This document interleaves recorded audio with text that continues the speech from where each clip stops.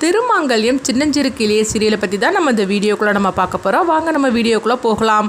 கர்ணா பார்த்தோம்னா மகாவை அழைச்சிக்கிட்டு அவங்க கஜேந்திரன் கிட்ட வந்து விடுறதுக்காக அவங்க போயிட்டுருக்குறாங்க. அப்போ கர்ணா வந்து மகாவை பார்த்துட்ருக்கோம். மகா வந்து தூங்கின மாதிரி இருக்கிறாங்க. அப்போ கர்ணா வந்து நினைக்கிறாங்க மகா ரொம்பவே நல்ல பொண்ணு, ஆனால் என்ன நடக்குதுன்னே தெரியல அப்படின்னு சொல்லிட்டு இருக்கவும், அது மட்டும் இல்லாமல் நம்மக்கிட்ட வந்து ஃபோட்டோ எப்படி வந்து மாறிச்சுது, மகாவை ஃபோட்டோ தானே கொடுத்துருப்பாங்க, அப்படி இருக்கும்போது எப்படி மாறி இருக்கும் அப்படின்னு சொல்லிட்டு கர்ணா நினைக்கவும், அப்போ கர்ணா வந்து உண்மையை கண்டுபிடிக்கிறாங்க. ஓஹோ, அப்போ அன்னைக்கு இந்த ஃபோட்டோவை மாற்றி வச்சது இந்துமதியாக தான் இருக்கும். ஏன்னா இந்த ஃபோட்டோவை நம்ம கேட்கும் போது அவள் வந்து எங்கேயோ வச்சிருக்கேன்னு சொல்லிக்கிட்டு அப்படி இப்படின்னு சொல்லிட்டு இருந்தா. அப்படி இருக்கும்போது இந்த ஃபோட்டோவை இந்துமதி பார்த்துருக்குறா, அதனால தான் வேற ஒரு பொண்ணோட ஃபோட்டோவை மாற்றி வச்சு நம்மளை ஏமாற்றி இருக்கிறா அப்படின்னு சொல்லிட்டு இருக்கவும், அவள் செஞ்சது கூட கரெக்டு தான். என்ன இருந்தாலும் சரி தான், மகா ரொம்பவே நல்ல பொண்ணாக இருந்துட்டு இருக்கிறா. அவளுக்கு என்ன நடக்குதுன்னே தெரியலையே, எதுக்காக இந்த மாதிரிக்கு கஜேந்திரன் வந்து இந்த பொண்ணை அழைச்சிட்டு வர சொன்னான்னு தெரியல, ஒன்றுமே புரிய மாட்டேங்குது. அது மட்டும் இல்லாமல் திரு வந்து மகா கழுத்தில் வர தாலி கட்டி இருக்கிறா. இப்போ இந்த மகாவை எப்படியாவது நம்ம காப்பாற்றி தீரணும். அது மட்டும் இல்லாமல் கிருபா அண்ணனுக்கு கொடுத்த வாக்கையே நம்ம காப்பாற்றணும். ஏன்னா நம்ம கிருபா அண்ணன் என்ன சொன்னாலும் சரி தான், நம்ம அந்த சொல்ல மீறி நம்ம நடந்ததே கிடையாது. ஆனால் மகா விஷயத்தில் மட்டும் நம்மளுக்கு வந்து கிருபா அண்ணன் சொல்கிறத நம்ம வந்து கேட்கணும்னு நம்மளுக்கு தோண மாட்டேங்குது. ஏன்னா மகா கூட நான் 2 நாள் நம்ம அவளை பார்த்துருக்குறோம், அவள் எவ்வளோ நல்லவன்னு சொல்லி நம்மளுக்கு தெரியும். அதனால தான் நம்ம அவளை எப்படியாவது காப்பாற்றணும்னு சொல்லிட்டு கர்ணா ஒரு இக்கட்டான நிலைமையில அவங்க இருக்கவும், இன்னொரு பக்கம் பார்த்தோம்னா திவ்யாவை தான் காட்டுறாங்க. திவ்யாவை வந்து திவாகரை அழைச்சிட்டு போகிறாங்க. என்னை அடிச்ச எல்லாம் உன்னை பாரு, அந்த பாரில் வச்சு உன்னை என்ன பண்ணுற பாரு அப்படின்னு சொல்லிட்டு திவ்யாவை அழைச்சிட்டு போகவும், அப்போ இங்கே திருவை தான் காட்டுறாங்க. திருவங்க வராங்க. வரும்போது திவ்யாவை காணலை. அப்போ வந்து சரி நம்ம திவ்யாவுக்கு ஃபோன் பண்ணி பார்க்கலாம் அப்படின்னு சொல்லி திவ்யாவுக்கு ஃபோன் பண்ணி பார்க்குறாங்க. ஆனால் ஃபோன் வந்து சுவிட்ச் ஆஃப்னு இருக்கவும், அப்போ திரு வந்து நினைக்கிறாங்க என்னது திவ்யாவோட ஃபோன் சுவிட்ச் ஆஃப்னு வருது, அவள் சுவிட்ச் ஆஃப்லாம் ஆஃப் பண்ண மாட்டாள் அப்படின்னு சொல்லிட்டு இருக்கும்போது அடுத்தது அங்கே பார்த்தோம்னா வந்து கர்ணாவை தான் காட்டுறாங்க. கர்ணா வந்து நினைக்கிறாங்க என்னையா இந்த மாதிரிக்கெல்லாம் வந்து அவமானப்படுத்துனீங்க, அது மட்டும் இல்லாமல் அந்த மகன் உனக்கு பிடிக்காதவன் மட்டும் கிடையாது, அவள் என்னையும் என்னவெல்லாம் பண்ணியிருக்கிறா, இந்த பரிவட்டம் அவளுக்கு கிடைச்சிருக்குது, அவளை சும்மா விட்டுருவனா என்ன, அவளை சரி இந்த திவ்யாவும் சரி என்கிட்ட வசமா மாட்டிக்கிட்டாங்க, இவங்க 2 பேரோட கதையை முடிச்சிட வேண்டியது அப்படின்னு சொல்லிட்டு அவங்க கிருபா வந்து இன்னொரு பக்கம் நினைக்கவும், இங்கே பார்த்தோம்னா இந்துமதி தான் காட்டுறாங்க. இந்துமதி வந்து கர்ணாவுக்கு இன்னைக்கு ராத்திரிக்குள்ள ஒரு பெரிய ஆபத்தே இருக்குது, அந்த ஆபத்துலேருந்து தப்பிக்கணும்னா இந்த மாதிரிக்கு ஒரு பூமி பூஜையை நீ செஞ்சாகணும் அப்படின்னு அவங்க குருஜி சொன்னதை கேட்டுட்டு இந்துமதியும் வந்து பூமி கடியில இருந்து அவங்க இந்த பூஜையை பண்ணிட்டு இருக்கிறாங்க. அப்போ குருஜி வந்து நினைக்கிறாங்க இந்த பொண்ணு வந்து ரொம்பவே ரிஸ்க் எடுத்து இந்த பூஜையை பண்ணிட்டு இருக்கிறா, கடவுளே தன்னுடைய புருஷனை காப்பாற்றணும்னு சொல்லிக்கிட்டு அவள் இந்த அளவுக்கு வந்து முயற்சி பண்ணி அவள் அந்த பூஜையை பண்ணிகிட்டு இருக்கிறா. அவள் பூஜை கண்டிப்பாக பழிக்கணும், அந்த விளக்கு அணைஞ்சிடவே கூடாது, அவள் பூஜை வந்து நல்லபடியாக வந்து பழித்து நல்லபடியாக நிறைவேறணும், அந்த கர்ணாவுக்கு எந்த ஆபத்துமே வந்துடக்கூடாது, காலையில் தாண்டிடுச்சுன்னா போகிறோம், அவனுக்கு வந்த ஆபத்து எல்லாமே வந்து முடிஞ்சு போயிடும், ஆனால் காலையில் விடியறது வரைக்கும் எதுவுமே நடக்காமல் இருக்கணும் அப்படின்னு சொல்லிக்கிட்டு அவங்க நினைக்கவும், இந்துமதி பார்த்தோம்னா அவங்க சாமியை வேண்டிக்கிட்டு அந்த பூஜை பண்ணிகிட்டு இருக்கிறாங்க. என் புருஷனுக்கு எந்த ஆபத்தும் வந்துடக்கூடாது, நீ தான் காப்பாற்றுன்னு சொல்லிக்கிட்டு அவங்க அந்த பூமி பூஜையை அவங்க பண்ணிட்டு இருக்கவும், இங்கே பார்த்தோம்னா ஜெயந்தி தான் காட்டுறாங்க. ஜெயந்தி வந்து அப்போ தான் வந்து அவங்களுக்கு விஷயம் தெரிய வருது, திவ்யாவை வந்து திவாகர் அழைச்சிட்டு போயிட்டார் அப்படின்னு சொல்லிட்டு. இதை கேட்டதுமே திவ்யாவை எப்படியாவது இவங்ககிட்ட இருந்து காப்பாற்றணுமே, இது எல்லாத்துக்கான என் தங்கச்சி இந்த தைவா தான் வந்து இஞ்சி சாரை கொடுத்து அந்த ஆளுக்கு இந்த மாதிரிக்கு நான் தூக்கத்திலே வச்சிருந்தேன், அந்த ஆளை அவட தூக்கத்தை இவ கெடுத்து நல்ல மாதிரிக்கு வச்சனால தானே அந்த ஆள் பார்த்தோம்னா திவ்யாவை அழைச்சிட்டு போயிட்டாரு. இப்போ திவ்யாவுக்கு என்ன ஆபத்து வரப்போதோ தெரியல, இவங்க 2 ஒரு ஆளை எப்படியாவது திவ்யாவை காப்பாற்றுருவேன்னு சொல்லிட்டு ஜெயந்தி நினைக்கவும், சரி இந்துமதி எங்கே போனால் தெரியுன்னு சொல்லிட்டு இந்துமதியை பார்க்க வராங்க. இந்துமதியும் காணலை. மகா எங்கே போனான்னு சொல்லி பார்க்கும்போது மகாவையும் காணலை. என்னது இந்த 2 பொண்ணுங்களும் எங்கே போனாங்கன்னு தெரியல, இந்துமதி எங்கே போனாலும் என்கிட்ட சொல்லிட்டு தானே போவா, அவள் எங்கே போனான்னு தெரியுன்னு சொல்லிட்டு போது இந்துமதியை தேடிக்கிட்டே வராங்க. அப்போ பார்க்கும்போது குருஜியை தான் காட்டுறாங்க. அப்போ வந்து குருஜியை பார்த்ததுமே இந்துமதி வந்து அவங்க எங்கே இருக்கிறாங்கன்னு தெரியலன்னு சொல்லிட்டு அவங்க ஜெயந்தி வரவும் ஜெயந்தி வந்து குருஜிக்கிட்ட கேட்டுட்டு இருக்கிறாங்க. குருஜி நீங்கள் இந்துமதியை பார்த்தீங்களா அப்படிங்கும்போது உடனே குருஜி வந்து சொல்கிறாங்க இந்துமதி இந்த மாதிரிக்கு வந்து ஒரு பூஜை பண்ணிட்டு இருக்கிறா அப்படின்னு சொல்லிக்கிட்டு அந்த இடத்த காட்டவும், இது கேட்டதுமே ஜெயந்தி அப்படியே பதறி போயிருந்தாங்க. என்ன சாமி சொல்லிட்டு இருக்கிறீங்க, இந்த மாதிரிக்கு ஒரு பூஜை பண்ணிட்டு இருக்காள் அப்படிங்கும்போது, ஆமாம் கர்ணாவோட உயிருக்கு ஆபத்து இருக்குது, அதனால தான் இந்த பூஜை பண்ணுறா அப்படின்னு சொல்லவும், இதை கேட்டதுமே வந்து ஜெயந்திக்கு என்ன பண்ணுதுன்னே தெரியல, என்னது இப்படி ஆளாளுக்கு எல்லாரும் ஆபத்தில் மாட்டிக்கிட்டு இருக்கிறாங்க, ஐயோ இந்த மாதிரிக்கு ஒரு பூஜை பண்ணுறான்னா அது எவ்வளோ பெரிய விஷயம், அது உயிருக்கு ஆபத்தாக கூட முடியுமே, இப்படி ஒரு பூஜை பண்ணுறதா அவன் என்கிட்ட இருந்து மறைச்சிட்டா, ஏன்னா வந்து இந்த விஷயம் எனக்கு தெரியக்கூடாது, தெரிஞ்சால் கண்டிப்பாக நான் சம்மதிக்க மாட்டேன்னு சொல்லிட்டு தான் அவன் மறைச்சிட்டா பொழுது கர்ணாவை வந்து எந்த பிரச்சனையில வந்து காப்பாற்றுறதுக்கு காப்பாற்றுறதுக்காக இப்படிலாம் பண்ணியிருக்கிறாள். ஆனால் கர்ணா இப்போ எங்கே போனான்னு தெரியலன்னு சொல்லிட்டு இருக்கும்போதே மகாவையும் காணலை அப்படின்னு சொல்லிட்டு இருக்கவும் அடுத்தது பார்த்தோம்னா வந்து கிருபா வந்து அவங்க திவாகர்கிட்ட வந்து பேசிட்டு இருக்கிறாங்க. இந்த மாதிரிக்கு மகாவையும் தூக்கியாச்சு அப்படின்னு.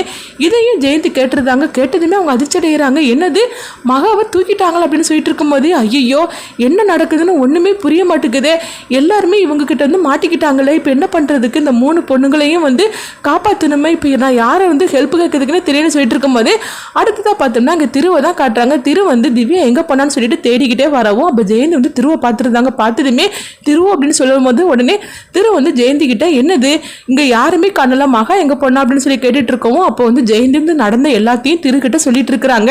இப்படி 3 பொண்ணுங்களுமே வந்து ஆபத்தில் மாட்டிக்கிட்டாங்க அப்படின்னு சொல்லவும் இது கேட்டதுமே வந்து திரு வந்து அதிர்ச்சி அடைகிறாங்க. என்ன சொல்லிட்டு இருக்கிறீங்க, கர்ணா வந்து மகாவை அழைச்சிட்டு போயிருக்கிறாராம் கஜேந்திரன் கிட்ட வந்து ஒப்படைக்கிறதுக்காக அப்படிங்கும்போது ஆமாங்க இந்த மாதிரிக்கு போயிருக்கிறாரு. அது மட்டும் இல்லாமல் திவ்யா இப்படி வந்து என் புருஷங்கிட்ட மாட்டிக்கிட்டு இருக்கிறா, இங்கே பார்த்தோம்னா கர்ணாவோட உயிருக்கு எந்த ஆபத்து வந்துடக்கூடாதுன்னு சொல்லிட்டு இந்த மாதிரி வந்து இந்த மாதிரிக்கு பூஜை பண்ணிட்டு இருக்கிறா. இப்போ எனக்கு என்ன பண்ணுதுன்னே தெரியல, இவங்க எல்லாரையும் வந்து ஆபத்துலேருந்து காப்பாற்றணும் அப்படின்னு சொல்லவும் அப்போ திரு வந்து சொல்கிறாங்க இப்போ என்ன பண்ணுறதுக்கு தெரியலையே அப்படின்னு சொல்லிட்டு கர்ணாவுக்கு திரு வந்து ஃபோன் பண்ணவும் கர்ணா ஃபோனை பார்க்குறாங்க. பார்த்ததுமே திரு தான் பண்ணுறான், இப்போ என்ன பண்ணுறதுக்கு தெரியல சொல்லிட்டு இருக்கும்போதே அப்போ கர்ணா வந்து ஃபோனை கட் பண்ணி விட்டுட்டு இருக்கிறாங்க. இதனால திரு வந்து அதிர்ச்சி அடைகிறாங்க. என்னது கர்ணா வந்து ஃபோனை கட் பண்ணி விட்டுட்டு இருக்கிறா, அது மட்டும் இல்லாமல் கஜேந்திரன் வீட்டுக்கு தான் இவன் அழைச்சிட்டு போவான், அதனால நம்ம மகாவை எப்படியாவது காப்பாற்றி ஆகணும், அதே நிலைமையில இங்கே திவ்யாவையும் வந்து இவங்க கிட்ட இருந்து காப்பாற்றணும் அப்படின்னு சொல்லிக்கிட்டு திரு ரொம்பவே குழப்பத்தில் இருக்கிறாங்க. அப்போ பார்த்தோம்னா திரு வந்து தன்னுடைய அதிகாரி ஃப்ரெண்டுக்கு வந்து ஃபோன் பண்ணுறாங்க. உடனே அவங்களும் சொல்லுங்கள் சார் அப்படிங்கும்போது மகா இந்த மாதிரிக்கு ஆபத்தில் இருக்கிறா, அவளை எப்படியாவது நீங்கள் காப்பாற்றணும் அப்படின்னு சொல்லிட்டு இருக்கோமோ. இன்னொரு பக்கம் பார்த்தோம்னா திவ்யாவை காப்பாற்றுறதுக்காக திரு போகிறாங்க.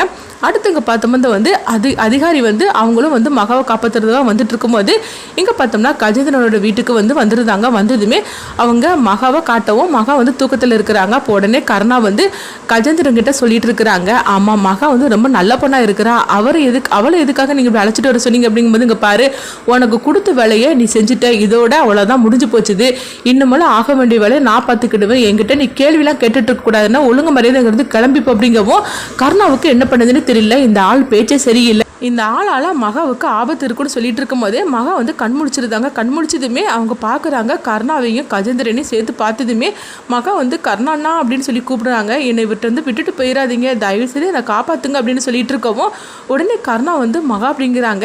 அப்போ உடனே கஜேந்திரன் வந்து பார்த்துட்டு இருக்கிறாங்க, என்ன நீ இவெல்லாம் வந்து என்கிட்ட ஒப்படைக்கிறதுக்காக தான் நான் வந்தேன், இப்போ என்னன்னா வந்து இவ என்னென்னமோ அண்ணன் என்னன்னு சொல்லிட்டு வந்து உங்கள்கிட்ட பேசிகிட்டு இருக்கிறா அப்படின்னு சொல்லிட்டு இருக்க, உங்கள் பாரு உன் வேலை முடிஞ்சு போச்சுது, இதோட நீ கிளம்பிப்போ அப்படின்னு சொல்லவும் என்னடி என்னை விட்டுட்டு போயிட்டேன்னா அப்படியே நான் விட்டுருவேன்னு சொல்லி நினச்சிட்டு இருக்கிறியா, இப்போ இந்த இடத்துல நான் உன் கழுத்தில் தாலி கட்ட போகிறேன் பார் அப்படின்னு சொல்லவும் இது கேட்டதுமே கர்ணா வந்து கஜேந்திரன் கிட்ட வந்து சண்டை போட ஆரம்பிச்சிருந்தாங்க.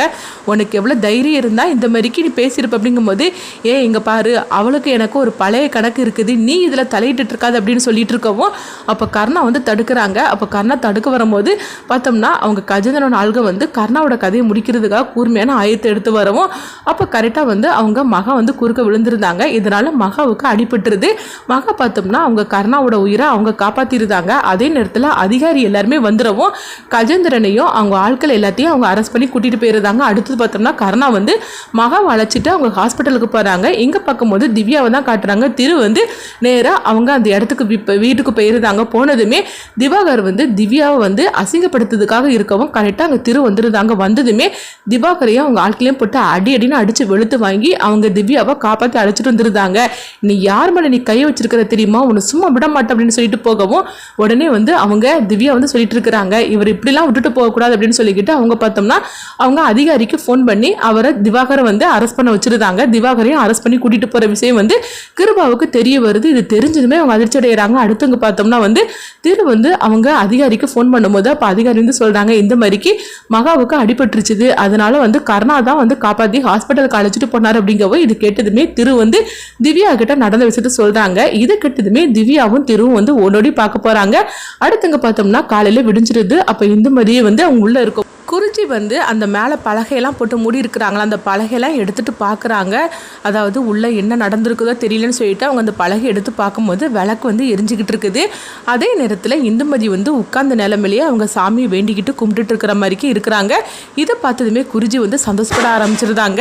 நல்ல வேலையாக வந்து விளக்கும் எரிஞ்சிக்கிட்டு இருக்குது. அதே நிலைமையில் வந்து இந்துமதிக்கு ஒன்றும் ஆகலை அப்படின்னு சொல்லிட்டு உடனே குறிஞ்சி வந்து இந்துமதி அப்படின்னு சொல்லி கூப்பிடவும் அப்போ இந்துமதி வந்து கொஞ்ச நேரத்தில் கண் முழிக்கிறாங்க. முழிச்சதுமே அவங்க வந்து குறிஞ்சி சொல்கிறாங்க, இந்துமதி உன்னுடைய வேண்டுதல் வந்து ஆத்தா ஏற்றுக்கிட்டாமா, நீ வந்து எதுக்காக அந்த பூஜை பண்ணினியோ அது நிறைவேடிச்சது. இன்னுமேலும் உன் புருஷனை வந்து யாராலையும் எதுவும் பண்ண முடியாது, அவனுடைய உயிரை நீ காப்பாற்றிட்டமா, இன்னுமேல வந்து எல்லாமே நல்லதுக்கு தான், நீ வாமா அப்படின்னு சொல்லவும் அப்போ இந்துமதியும் வந்து அந்த விளக்கு எடுத்துக்கிட்டு அவங்க வந்து அவங்க சாமி கிட்ட வச்சுக்கிட்டு அவங்க சாமியை வேண்டி கும்பிட்டுட்டு இருக்கிறாங்க.